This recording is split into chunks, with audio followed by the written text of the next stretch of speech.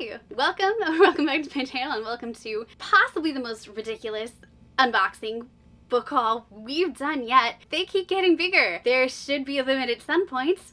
I guess we haven't found it yet. Yay, getting off waitlist. I got another one this month too. Welcome to the family, Belle Book Box. Happy Pride Month. I know this is technically a May haul, but it's coming out halfway through June because that's when Fairyloot decided it was going to show up. First, I'll just be going through the somewhat special editions that I picked up from like Waterstones and Red Tower books. We'll go through them kind of quickly. First, I got Dreadful by Caitlin Rosakis, and this is a Barnes & Noble exclusive edition, as well as the Barnes & Noble exclusive edition of the Whisperwicks, The Labyrinth of Lost and Found by Jordan Lees, and illustrated by Vivian Toe. Really? Oh, there are little illustrations. This is cute. This is about a guy who wakes up amnesia. Always a fun start to a story. He's in an evil wizard's workshop. He has no eyebrows, no memories, and no idea how long he has before this like dreadlord whomever shows back up to murder him horribly and like do whatever to him, turn his skull into a goblet, I don't know, whatever evil people do. However, Gav quickly comes to realize that, oh no, he is the evil lord whatever, and he doesn't feel particularly evil, so he isn't really sure why he has the castle full of goblins, a princess locked in a cell. You know, all he can do is hope that his evil plan goes along well enough for long enough until he gets his memories back, and you know, before he gets himself offed by the heroes, I suppose.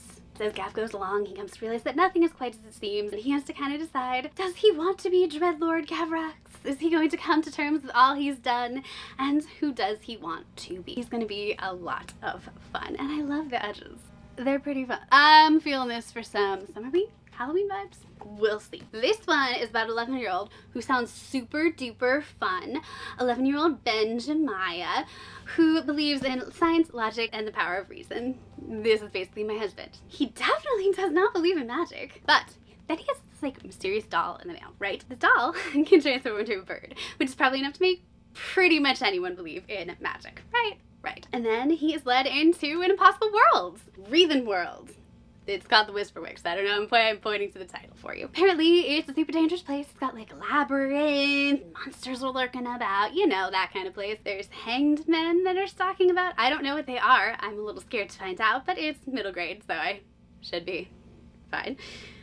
Should be. And there's, you know, at the center of everything, a minotaur. So we really are playing with the whole labyrinth thing here, which I'm good with. There he meets Isabella, a girl who's adventurous and determined to solve the disappearance of her missing brother, and of course they're gonna link up, go on a powerless adventure, and maybe get caught up in this like decades-old conspiracy that could like, I don't know, doom them all. Good luck to the 11-year-old and 13-year-olds who now get to save the world.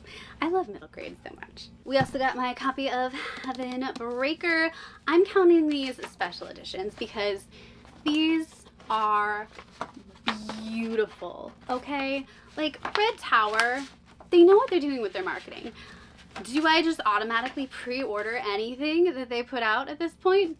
Yeah, I do. Even if it sounds like something I wouldn't ordinarily read. Quite possibly like this one. Bravery isn't what you do, it's what you endure. Does this sound like a Kristen book? Not so much, but here we go. So this starts with the Duke of the powerful house Hauteclair. And he's the first to die, with a dagger in his back, and it's his illegitimate daughter who put it there. Apparently she was supposed to die with her mommy, but she didn't, and now she's getting revenge. They're stuck in this like space station kind of place, but it's a little different up there because like it's the elites who get everything and have all the fun and have all the food, and then the poor people are like starving and just trying to survive and like get thrown in jail a lot. It's not fun. So our main girl, super not happy, just started to get her revenge, and how's she gonna get the rest of it? Well, she's going to be taking her father's place by writing Heavenbreaker. Get ready for A Knight's Tale up in a space station, because that's right, we got robots that they're writing that are now jousting. I'm kind of here for it, honestly. You know what? Give me jousting. I'm gonna have a good time. Now she's riding this freaking robot thing. She is going all bloodthirsty. She really wants to take down some of her enemies. Unfortunately, she also has to joust against her love interest. Won't that be fun for all of us to watch? And super unfortunately, it also seems like there's this weird entity that's also in the robot with her that is described as something horrifying. Oh, goody. I also got The Wren and the Holly Library by K.A. Lind. This is the book I was most excited for coming from Red Tower Books. I have been waiting and waiting, and look at the pretty edges. I love it so much. Look at the illustrations we get.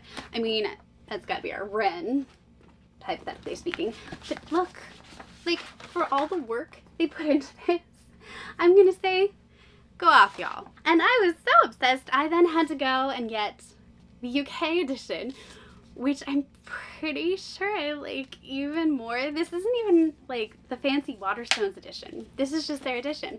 Oh, they don't get the pretty papers. Okay, and they get just a blank cover. I'm somewhat mollified. It's still really glad to have both editions. But look, okay, this is like Beauty and the Beast meets post-apocalyptic. I've heard it gets pretty smutty, so I'm really excited. Addictive, dark, fantasy, romance. Say less, right? Here we go. So this is about a street thief named Kierce, right? And she is living in this crazy wild world where everything has kind of collapsed, and the only reason things are kind of being held together at all is this peace treaty between her moral civilization and the monsters that kind of crashed and took over everything. Or no, really the ones who, you know, are essentially in charge. Good times. We meet this girl on the night that she decides she's gonna break the peace treaty by entering the Holly Library and going to steal something. What? I don't know. I'm assuming it's really worth it. But our poor unfortunate girl here, Kiersha, whatever, doesn't realize that there's a monster in the library. Maybe you should have seen this coming. You don't know the title of the book though. She's now trapped. She can't run, she can't hide. But luckily for her, this monster is not only gorgeous, of course, he is, in that dark, scary, I could kill you, but I also could kiss you kind of way, and I don't mean kiss. Y'all know what I do mean. He decides to offer her a job. He's like, hey, guess what? I actually need a thief. So you're stuck here, and you owe me one, basically. You broke the treaty. You're under my power. And she's like, well, I can either not live anymore, or I can let you hire me for a job, basically. This feels like an easy answer, right? Wrong. She does not know what she has now gotten herself into. They never do. Because, you know, she has always been able to do things a little better. She's always a little stronger. She's always been a little faster. Don't we love ourselves a slightly different heroine? But she's used those things to keep one step ahead, because if the legends are true, there are things in the world that are actually worse than monsters. Threats more ancient than a legend, like graves. Or perhaps Kiersha herself. I can't wait to read this book, okay? I am so psyched for this one, but I have 19 books on my TBR already for this month, so putting the book down with great reluctance. I also picked up, I love this so much, this is a Waterstones edition, and I did manage to get a signed edition, which makes me super excited. Can't spell treason without T. Awesome without me, I know. Okay, I'm a Swiftie, just let it go. This is by Rick Thorne. This is super cozy fantasy, okay? This is just going to be so delightful. I'm going to love this book so very much. Look at the dragons. Look at the dragons. Is there anything on the front cover? Okay, we get cute inside and nothing really on the front cover. So this is about a royal bodyguard named Rena and a mage named Canthy, and both of them really just want to leave their dangerous lives behind and do what? Open a bookshop where they serve tea. I love their description of it. Worn wooden floors, plants on every table, firelight drifting between the rafters. Come on, this is what we all want, okay? Anyone watching this channel, we all secretly want to open a bookshop. Maybe you want to serve coffee and not tea. Personal preference, but we all want this. So after they have risked their lives so many times, they decide to take the plunge and they set up their little dream shop for some reason in the corner of like Dragon Country in the Icy Peaks. But hey, you know what? People need hot drinks there. Unfortunately, trouble is brewing. They're gonna face mishaps, mysteries, troublesome dragons, and a queen throwing the realm's biggest temper tantrum.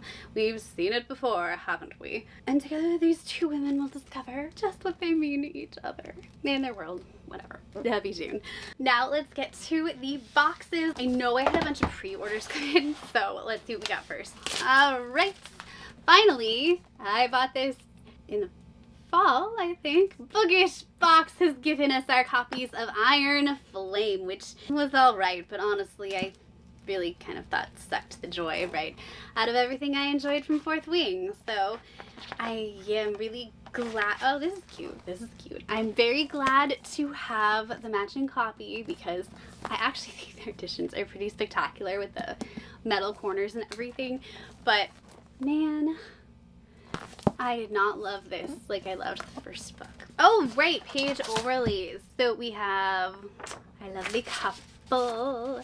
We have chapter 20 in an entirely different font. That's not gonna bug me in the slightest.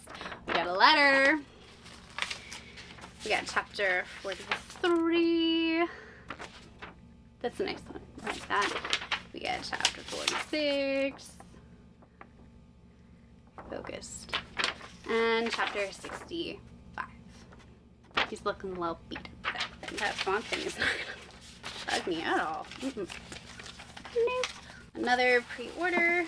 Oh, I forgot to show y'all this one last month. So yeah, Raiders of the Lost Heart by Joe Segura. This one kind of got tucked under a whole bunch of stuff. And look how pretty. Tell me this is not like summer adventure extraordinaire. Oh, I love this print. This is so cute. I don't usually go for Fairyloots. What do they call them? The mortal editions, the ones that aren't fantasy.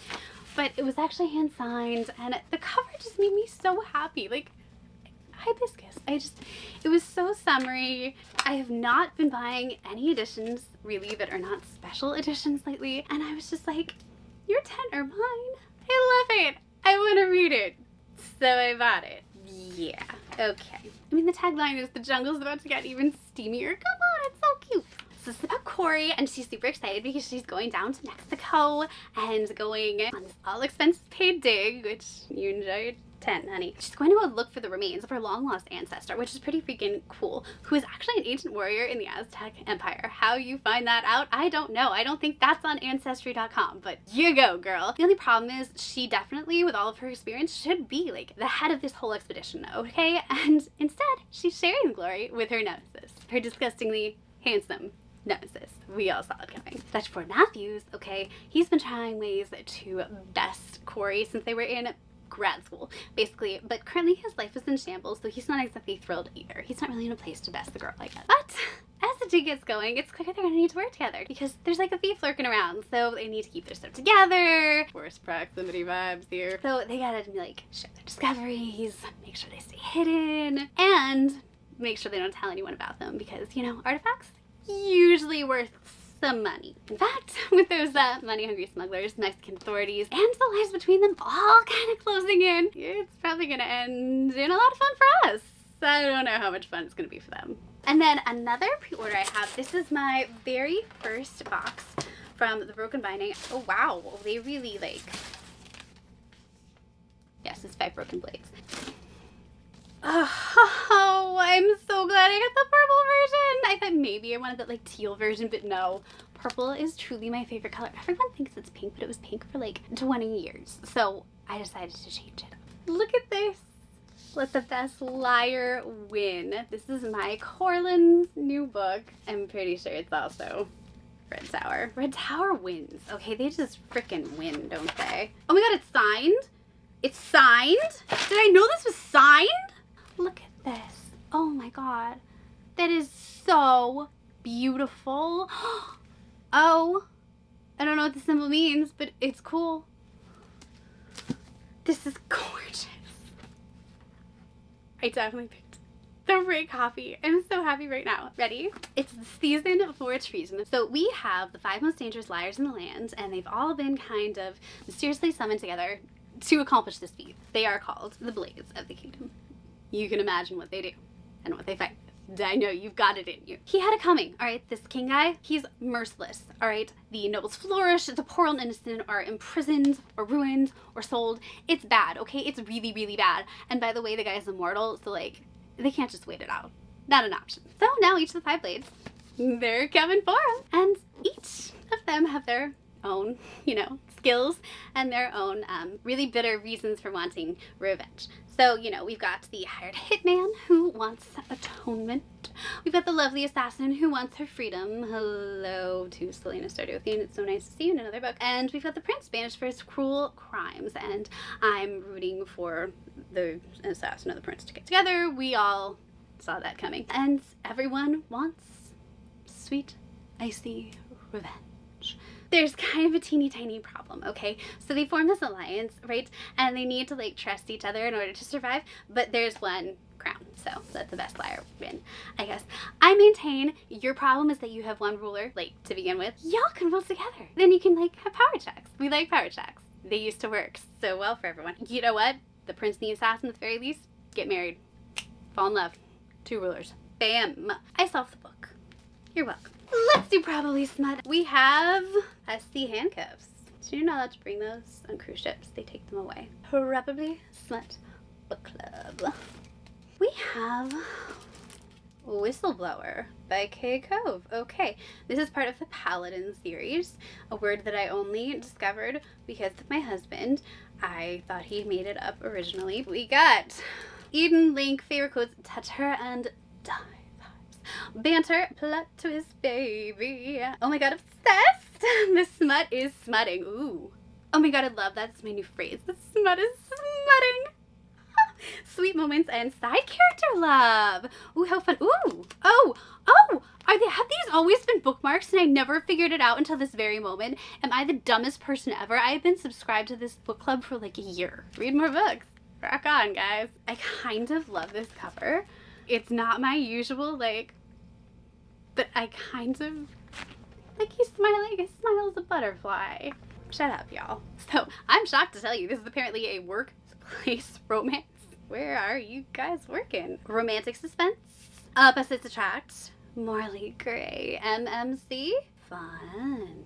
Okay, cool. Toucher and die. Found family twists and turns. The assassin's soulmate? I beg your pardon. The back says, you be the light in this dark, depressing world. That may be the big bad wolf.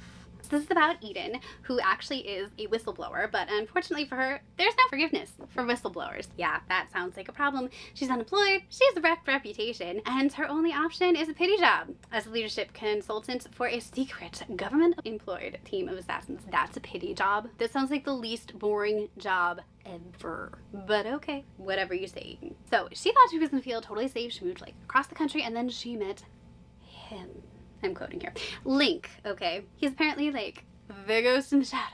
The guy who will never be seen for the hero he is. And you know what? She should probably be intimidated by him because he's apparently the most lethal assassin employed at the entire company she's working at, but he has the kindest eyes when he's looking at her. Okay, that's one of my favorite tropes, not gonna lie. And apparently the question she gets to ask in the book is who she needs to fear more, the ones who she's running from or the ones who promise to protect her. That's slightly ominous, but you know what? I feel like if you have Link on your side, it's all gonna be just fine. Please don't be too scary and bloody. Thanks.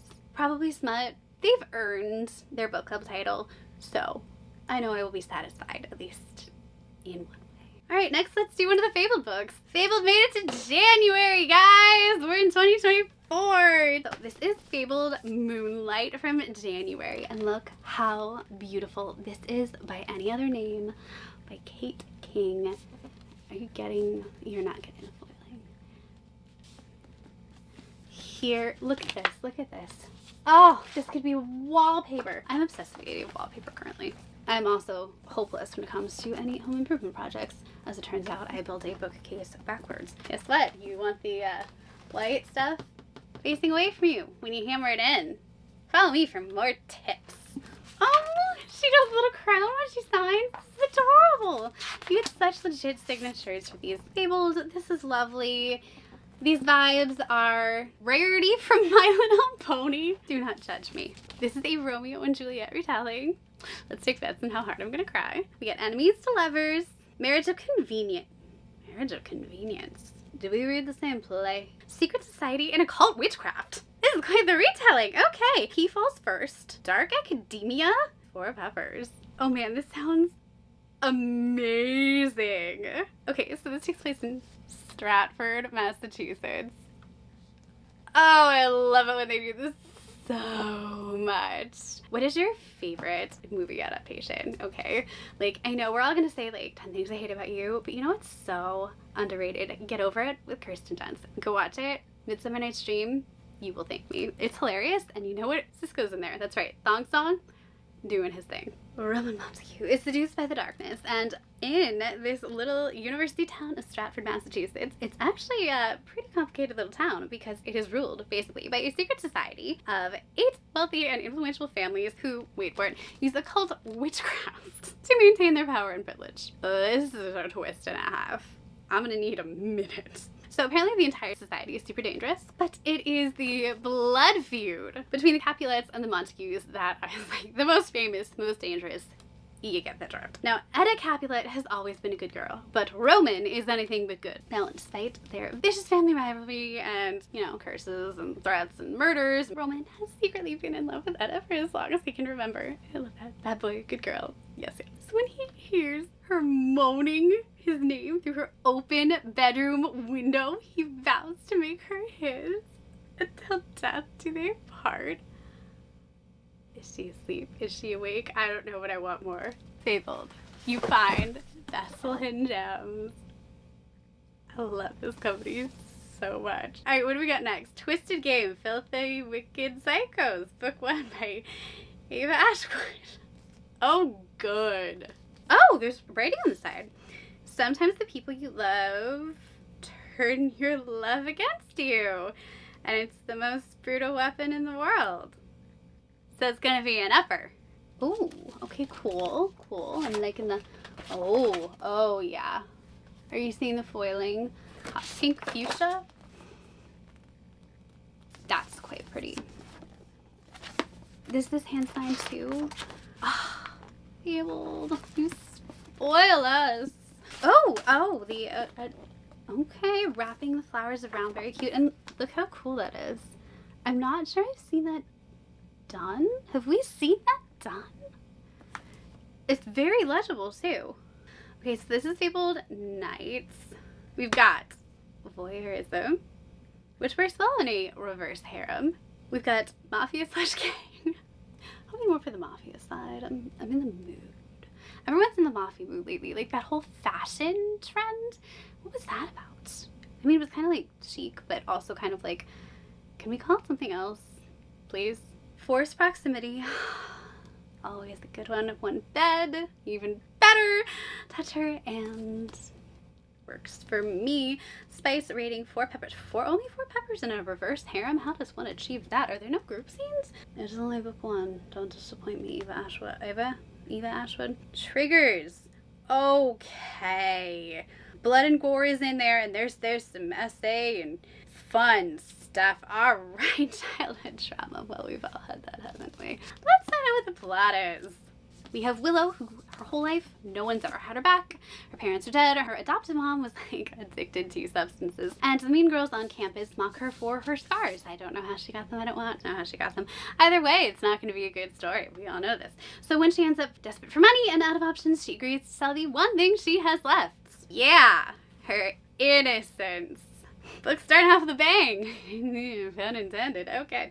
So on the night she is meant to give her body to a brutal Russian mobster. 3 men storm into the room, off the guy before he can claim her, and then drag her from the, well, now sullied in another way, sheets. And she's pretty sure she's, you know, no one wants a witness, but they'll let her go. They don't forget about her though. No, these 3 dangerous brothers will do anything to make sure she stays quiet. So they stalk her. And so, you know, watch the loose thread, but she's slowly starting to become more to them. The obsession, the temptation, the craving. I suddenly want chocolate. No matter how much she tries to deny the terrifying attraction that pulses between them always. How many ways can we phrase this sentence? Apparently a million. Good job, author. So impressive. She knows that if she doesn't find a way out of this tanglewood soon, her darkness is going to swallow her up. Yeah, there's gonna be a swallowing of some kind. All right. Twisted Game, everyone. And finally, the most unbelievable book. Like Fabled, they went so hard on this book. Somebody Loves Phoenixes. Are you seeing this? Like, the camera's not picking up how stunning this is. I'm so sorry to tell. Oh, there's words. Sometimes what we consider monstrous changes depending on the lighting. Sometimes what we considered a good hair color also changes depending on the lighting. Having a day. It's fine. But this is Flame and Sparrow by S.M. Gaither. Apparently it's a duology, and I'm already going to be emailing them and or posting somewhere begging for them to finish this, because this is one of the most stunning books.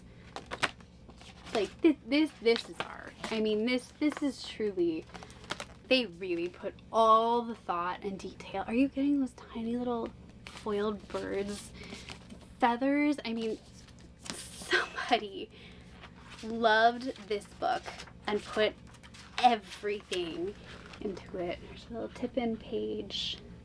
Ha! I love this dedication. Are you ready? It's a good month for this one. For everyone who's ever been told they're too much, go ahead and burn as brightly as you want to. I will. Thank you. This is thick too. Like, look at this in comparison to just an average. Like, that's a heavy book. So we've got He Falls First, Found Family, Deadly Trials, Magic System, 2 Peppers. So Karis is having a really interesting 20th birthday, because on the eve of it, she wakes up to a divine creature outside of her home, dying. Good start. Okay. 2 weeks later, her sister has disappeared and has left nothing but a trail of blood behind. Boy, talk about an eventful entrance into her 20s. So she's totally convinced gods are responsible for this disappearance. So she spends 5 years plotting revenge with this band of, like, rebels. And then Draven, who I'm assuming is going to be very handsome, decides to descend upon the world. That's right, he's a deity. And look for basically acolytes, people to follow and serve him. Gods, what are you gonna do? She decides, yes, this is my way in. I'm going to earn a place serving at this god's side. Nothing's gonna go wrong here. Because what does she have to do? What do we all love in fantasy books? Trials! Yes! And the most dangerous part of all of them is Draven himself. I'm guessing because he's handsome. Tell me it's because he's handsome. Let me guess. That's right. He's the enigmatic god of fire. Flame and Sparrow. Should have seen that coming. And the flames of passion that flicker between them are apparently only divine trickery. Boy, that kind of sucks. And yet, the more she learns about him, the hotter the sparks burn. But as time goes on, she starts questioning, of course, everything. The mortal world, the divine world, the relationship between the two of them, and starts running the risk of betraying her own big, big secret. Good luck to her. We all know it's a romance, but a big duology. I'm very curious to see where this is going, actually. Let's open our very first Belle book box. So I have what I assume is a duology. We have A Little Too Late by Serena Bowen or Bowen. Oh, look at all that good wintry. Oh, wow. Oh, look at that. That is so good. Oh, it's so good. I think this is the one I got a notification that the tip-in pages did not get bound in or something. I love it when they do photos, when they do drawings in the first of all the chapters. Am I gonna want to wait till winter to read this now, though, I feel like? Roommate. Oh, this one's signed. Oh, that's right, this is mail. I think that's how I got off the wait list. So much people were like, no thanks, and I was like, what is wrong with you people? Have you never read a mail romance? Because let me freaking tell you, they are delicious. Oh, look at the drawings in this one. Wait, Kieran and are they different for Roderick? They are. Look at the fall vibes. Oh my gosh. Okay, so wow, this is the February-March box. My confusion is now explained. These are from 2 different series. We're getting books from different series from her. This is part of the Madigan Mountain series, and what a cover improvement, let me tell you. And the description is adorable. Here is a list of rules for what to do when the guy who broke your heart 2,000 miles away turns up at your office. Ready? 1. Don't drop your lucky coffee cup when he shows up, even though it's been 10 freaking years. Not so lucky anymore, is it? 2, do not get defensive when he asks you how you came to be working at his family ski mountain and why you go to the secret. 3, give him the worst room in the resort. I love petty revenge. I mean, he totally deserves it. There's something waltzing back in like he owns the place. His family does. It's whatever. 4, 5, 6, 7, 8, and 9. Do not kiss him in the hot tub. I disagree with this rule personally, but that's fine. I think he's gonna break it anyway, and I'm really, really enjoy watching it. And 10. Try to keep your heart intact. After you break all your rules, don't. I'm sure you're fine. I'm sure you're fine. Oh no, because he's leaving again. Hate can't turn back into love. And it's a little too late. Oh no. Please don't hurt me. Are you one of those authors? Are you gonna make me cry at the end of every book? I know nothing about this author, so let me know if I need tissues. So this is part of a series called Vino and Veritas. The other one had like 3 or 4 books. This is 19 books in this series. It's kind of wild, right? But it starts off a little wanted ad. Wanted one roommate to share a 3-bedroom house, split the rent, and ideally not be the guy I can't stop thinking about. Apparently, this is starring a guy who has many secrets. The last thing he needs is a guy with bright blue eyes who can see right through him. 8 years ago, apparently, this guy with blue eyes, Roderick, he left town, and they're not friends. Kieran, our main guy here, he owes him nothing. But back then, he kind of let one of his secrets slip, and of course, it was Roderick who noticed. So part of him wants to run away, but the other part wants to sneak upstairs and spend the night. But if he does, he could lose everything. The other ad from Mr. Roderick reads, I suppose, seeking a room to rent in town. I'm tidy, have no pets, and will feed you homemade bread. I would be this man's roommate. I should probably add, gay AF, and has no filter. I like you even more now, sir. Unfortunately for Roderick, it's no wonder that Kieran Shipley, as a landlord, is kind of wary of him, and if he was smarter, he'd be ignoring those hot glances from said man, one Mr. Kieran Shipley. But the broody lumberjack, oh, lumberjack, wants more from him than that homemade bread or a homemade pretzel, apparently. Is that a euphemism? But if he pushes his luck, of course he fears he'll be, out of an apartment. Too bad he never was really smart with his art. This one definitely sounds like more fun, if you ask me. And I'm pretty sure we're getting fall setting, so let's open the other Fabled box. I'm pretty sure this is February. We're catching up. So this is Hostile Saints, book 1 by India R. Adams, and it is intimidating looking. I'm not gonna lie to you. I'm intimidated by this book. She is why I will do whatever it takes. All right, maybe the sprayed edges are picking it up. Let's see what we got on the inside. Nothing. Evermore. I don't think you're referencing Taylor Swift. This has Found Family, Forbidden Love, Amnesia, and Lost Love. It comes with a heck of a lot of warnings, though, I'm telling you all right now, including a note from the author herself saying that the very first chapter may bring you to your knees and the rest of the book may help you rise. But there are some gruesome revelations, and some details of the stories are meant to bring awareness to readers, and in certain states there are laws that have yet to be implemented, leaving children exposed and unprotected. Other horrific details that you will read later in the novel may not have as much proof, but are claims by some who say they fell victim to. Okay. Yeah, the triggers are SA, violence, blood, assault, everything. All the triggers. Okay. The plot is pretty vague, though. Apparently this is not your typical MC story, and all it says is there's one word, Evermore. It's why I fight so hard to find her. It's why I will do whatever it takes. It's why I will kill anyone who tries to stop me. Evermore. Yes, that is what she is to me. Left for dead, Tate is given little choice whether or not he should trust strangers that roll into his life on motorcycles that sound like dragons. I don't think we're going there, but will they help him or bring more harm to the one he loves most? It's very vague, and it sounds like it's going to be pretty dark. So when you get one of their Nights books, honestly, anything can happen, but the spice rating is 4 peppers. So there's that at least. So I'm gonna label this as kind of dark romance, although they do have a darker romance section now. I don't get those books. We also have Ecstasy Unbound, Guardians of the Realms by Seta J. This feels very them. I like the size. I like ombre anything. This is indeed hand signed, which is lovely. I think it's only fair to tell you that I might also be possessive. Ooh, oh, ooh. Okay. So this is their Moonlight book, and we have paranormal creatures.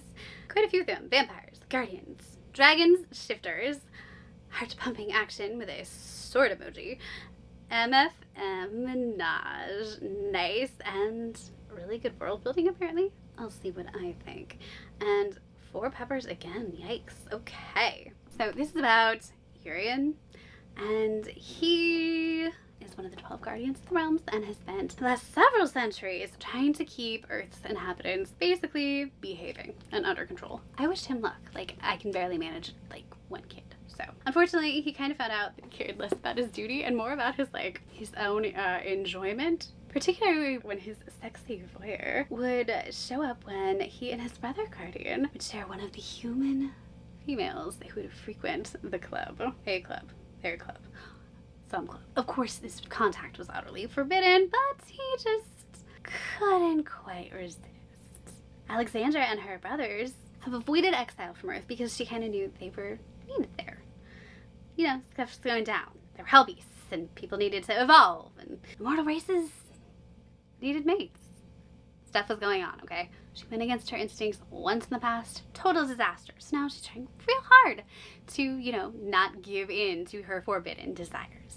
Don't we all wish her luck? Unfortunately, it turns out that this only guy who's ever really made her quiver, I'm quoting this for you, is the one guy who can help her with kind of a desperate situation. Her beloved brother is in big trouble, and yeah, what are you gonna do? She needs a guardian, and she happens to know one finds her very enticing. He's her best chance, even though there's a good chance she's gonna screw up and wind up exiled. Her brother's worth it, right? Right.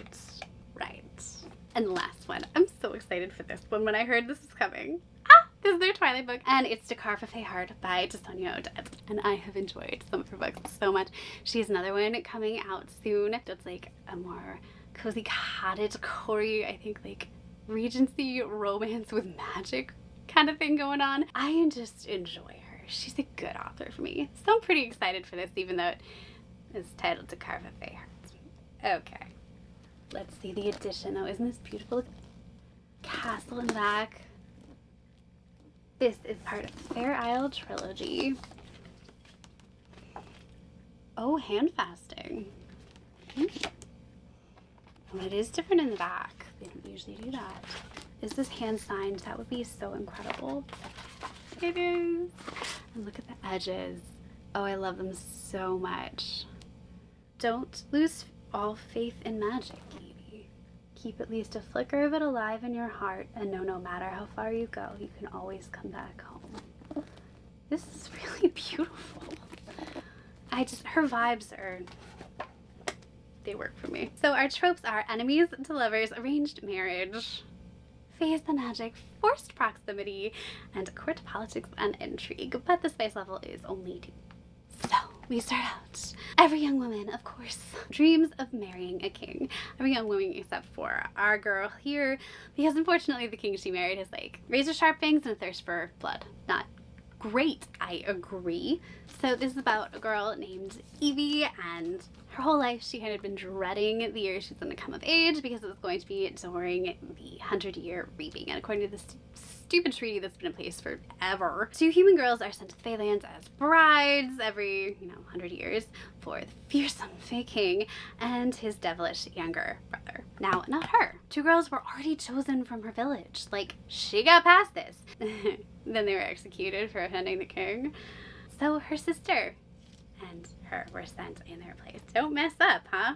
Apparently it's not so bad. The younger brother that she's paired with doesn't seem that dreadful, and he's super handsome. I mean, not compared to like the chilling dangerous beauty of his older brother the king, but And then her sister flees the castle before she marries her terrifying husband to be. So guess who gets to marry him instead? Evie, you nailed it in one. If she goes through with it, she kind of knows she may not survive her wedding night. I thought the virgin trope was fun. Can you say that on YouTube? I just did. But if she doesn't, no one's safe. Not the people, not the humans, not the fae. The Fae King is just really not gonna have it. Nope. Instead, an ancient war is gonna come back, bringing devastation they haven't seen in 1,000 years. So can she sacrifice herself for the greater good of her people? Or will she give it into her dangerous desire, and will it be the end of her? Of course, Evie's got a plan, because if she doesn't lose her heart, the king going to lose his, because she plans on carving it out with an iron blade as she has to. Is that figurative or literal? Why do I feel like it's literal? Oh boy. A little bloodthirsty there, Evie. Okay, now let's get into Fairyloot. First of all, we have the Romantasy for May. Oh, we get art! Nice, and a little letter. How cute. I still don't really know what to expect from this box. I'm still getting a feel for it, but for this month we got A Curse of Blood and Wolves by Melissa McTiernan. This is a Little Red Riding Hood retelling, and they pretty much always do it for me. So if it's in the Romantasy box, I have expectations, and I will probably enjoy it. Oh, I want you to chase me. And what do you want me to do when I catch you? This is why I love Red Riding Hood. I really do have a thing for that whole, like, primal play. Look how gorgeous. Look, if you enjoy the thought of a man chasing you down and all that adrenaline and then having fun, you like primal play too. You're welcome. Wolf and a rose. This is so pretty.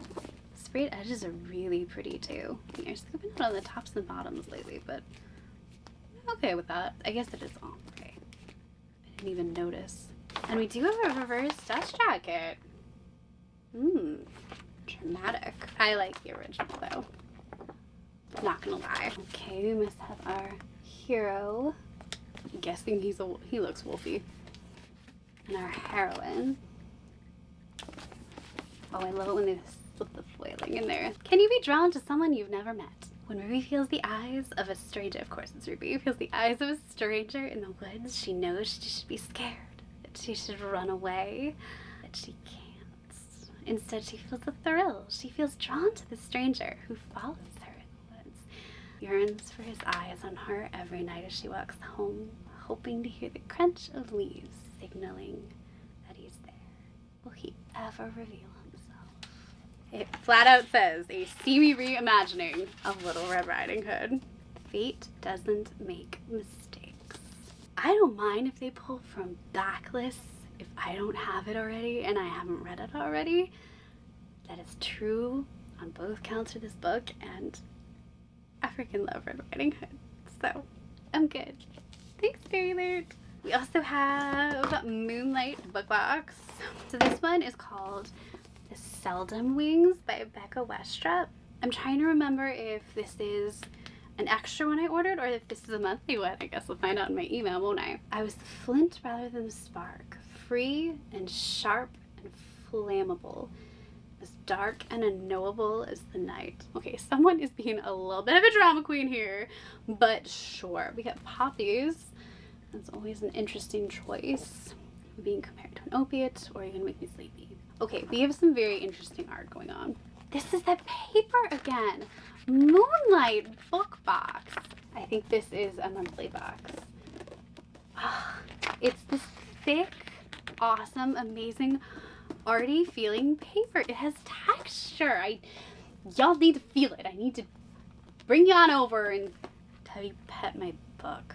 Oh, and again, they're doing the extra page with the texture so they can have it with the tip-in page. I love this so much. Oh, and I contacted them about the upside down signed tip-in page from Rise of the Cinder Fae, and they were like, well, this is the first. We'll send you a new one when we get the batch of replacements in. Apparently something happened, and there was like, I think there was a small fire or something. Was that them? Something happened to part of a whole batch of their books, so they're getting a reprint done. So I'll be getting one of those. They were amused and kind. Oh my God. Are you seeing this? I can't believe I'm saying this. It's only 2 months in, but no, I'm going to say it. They have my favorite art. I won't say they're my favorite books, but they have my favorite art. Not my favorite sprayed edges. Covers are always a whatever, but they just, they go so hard.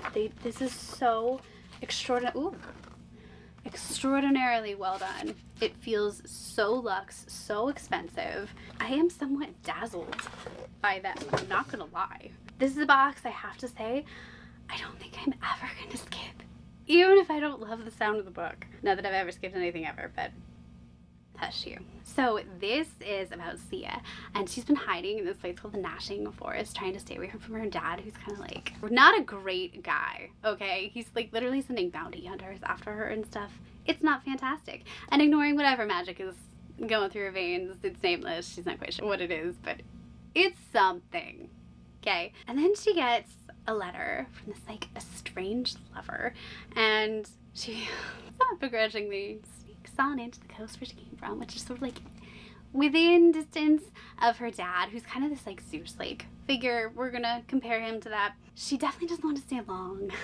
Okay, it's kind of noxious. They're humans who kind of become like these walking corpse things when they die, which is not great, okay? It's not fantastic. But she kind of winds up stuck there when she sort of accidentally makes a deathbed promise. She agrees to look after her first love's human child until her widower proves he can care for his daughter. And the thing about being a seraph, yeah, no, you can't break promises. No, they're like the worst consequences, basically. So she's trying to deal with her grief, her new feelings for the widower, and then she sort of gets involved with this detective who's going around trying to deal with the dismembered corpses and the nude, like, wandering bodies. It's a good time in this coastal town, really happening. Unfortunately, it seems like these undead are kind of like getting closer and closer to the child that she's sworn to protect. Can't break promises, right? So she needs to find the murderer who keeps creating them. And she really needs to do it quickly before Daddy finds out she's right there in close proximity. Good luck to Sia. Yeah, we got enemies, lovers, single dad, hidden identities, morally gray heroine, found family, slow burn, and arranged marriage. Spice rating? 2 peppers. Was this on my most anticipated list? Is this a new release? Like, am I cuckoo for Cocoa Pops? 2023. I am totally cuckoo for Cocoa Pops. So all that is left, finally, is our monthly Fairyloot, which arrived 2 days ago.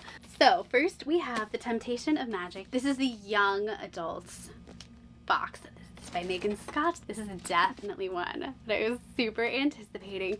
It's a very, like, serious looking, like, this could be a magic book you like pick up on a lot. Do you know what I mean? Like, it has that vibe. You find it and it like contains spells and stuff. If you disagree with me, don't. Oh, the vibes are impeccable. Wait do you see, wait do you see. He was an Imperial, her greatest threat and greatest fascination.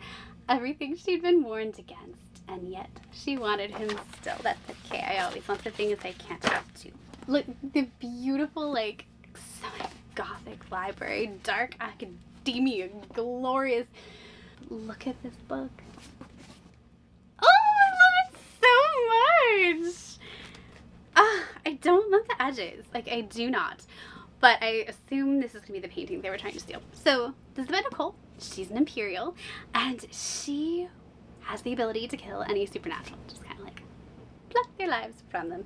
How nice for her. Or she would if her power was ever awakened. But she does not want this to happen, because if it did, the Wake, that's the organization that like governs all the supernaturals, would force her to either be their like huntress, assassin, whatever, or get rid of her like they did her mommy. Such a good start to the book. So to stay safe, she is hiding away in this little university town, and she's for some reason convinced that like the mythological art collection that's in this one manor contains one final message to her from her mom. I can't tell you why, that's just what it says. But before she can like fully get into it, Kean arrives, and he is the Wake's most experienced and talented, shall we say, the assassin person, and he is hunting someone down. And it turns out this person has decided, you know what would be fun for me? I'm gonna steal a painting from this collection, the very collection that our girl is convinced holds a message from her mother. And the creature's pretty smart. It's like, hey, I've got leverage now. I have a painting. You want the painting. You also want me. Let's work this out. Ian and Nicole are trying to work together, but the creature's like, hey, Nicole, I know your secret. And Ian knew it. The minute he was done dealing with me, he'd be going after you. So, oh, and P.S., this painting that I stole, it unveils this conspiracy that would change the lives of all the creatures and the humans. Like, period. Full stop. So Nicole's kind of like, great, fun. But you remember the title, The Temptation of Magic? Nicole's pretty sure she can only resist one temptation.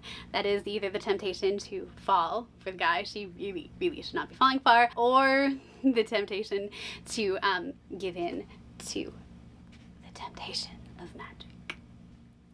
This screams September to me. I'm sure I can wait that long because my TBR could literally crush me to death. And also, in the cottagecore box, The Honey Witch, one of my most anticipated reads by Sydney J. Shields. So this is obviously about, well, I'll show you the book first. Oh, the vibes are fantastic. Look at this. Look at this gloriousness. I was so worried they were gonna totally not give us the original cover because I was so in love with it. But we got complete reverse dust jacket and the original cottagecore gloriousness. Slightly plain. I'm not complaining too much though, because look at this. This is beautiful. This is just lovely. It has a bound-in letter, so, and a digital signature, so I'll take it. I will take it. And oh, this art is so different. What a choice. I have no complaints. None. So this is about Marigold, and she's had suitors come and woo her, but she's never been super into them. She's always kind of been more interested in like the spirits out in the meadows. So when her grandma comes and is like, I want to train you to be the next honey witch on this island, she's like, sold. The only sort of catch is the honey witch can never fall in love.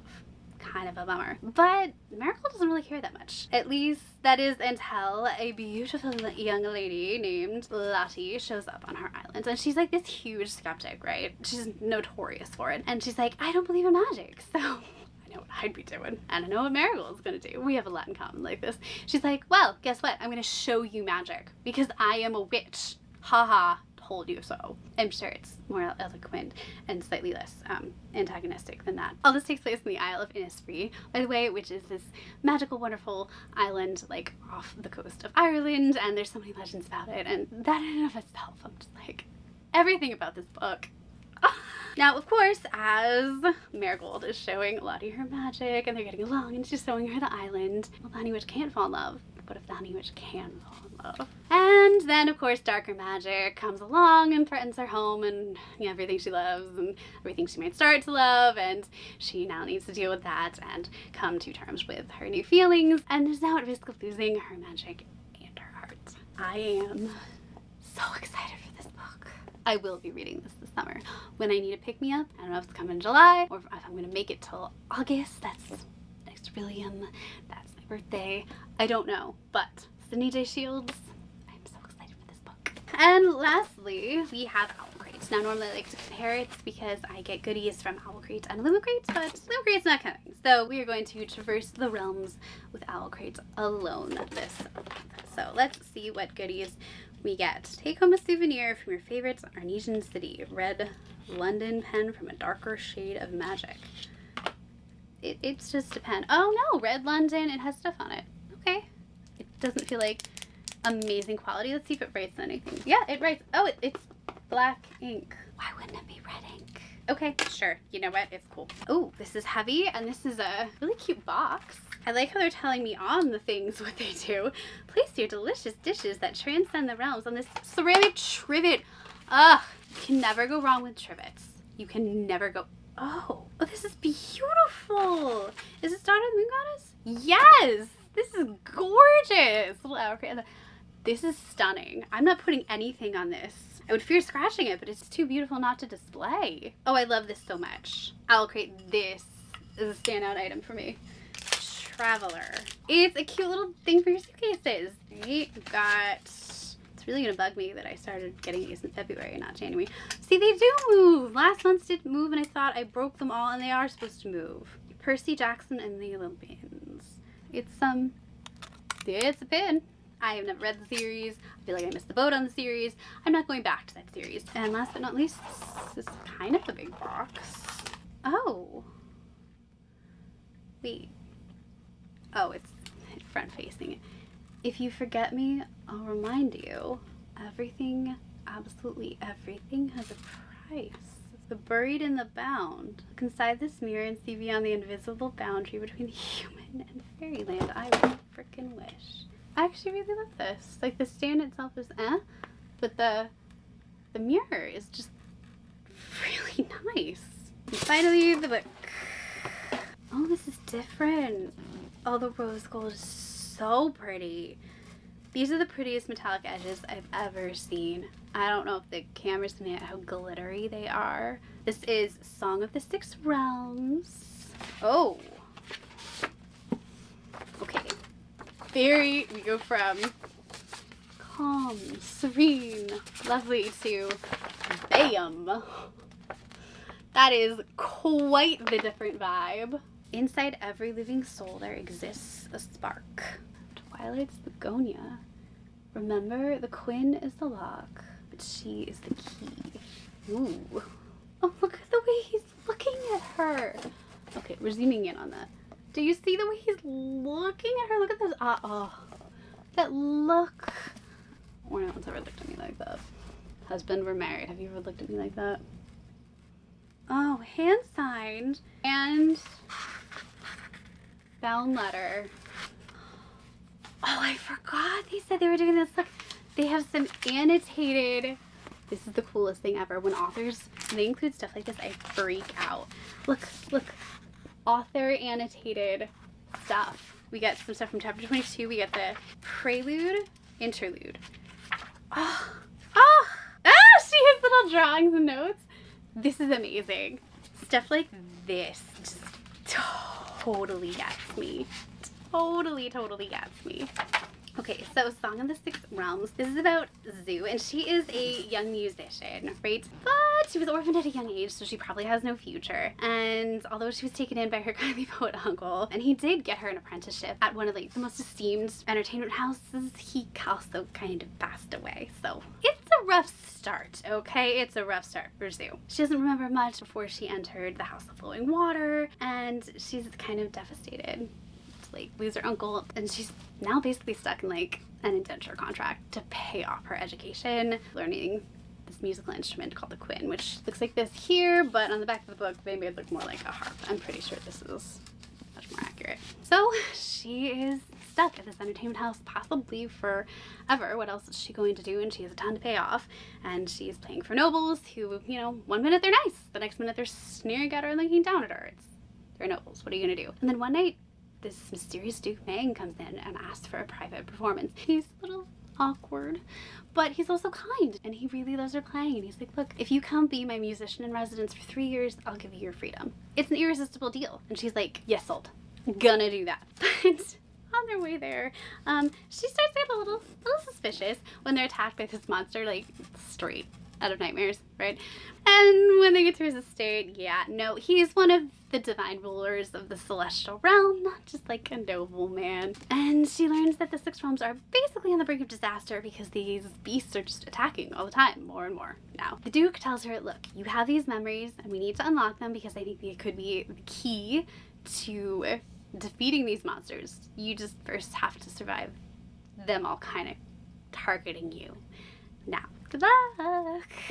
Clearly, we are also getting some amazing romance coming. This was one of my most anticipated books of the summer. I am so glad to see this here.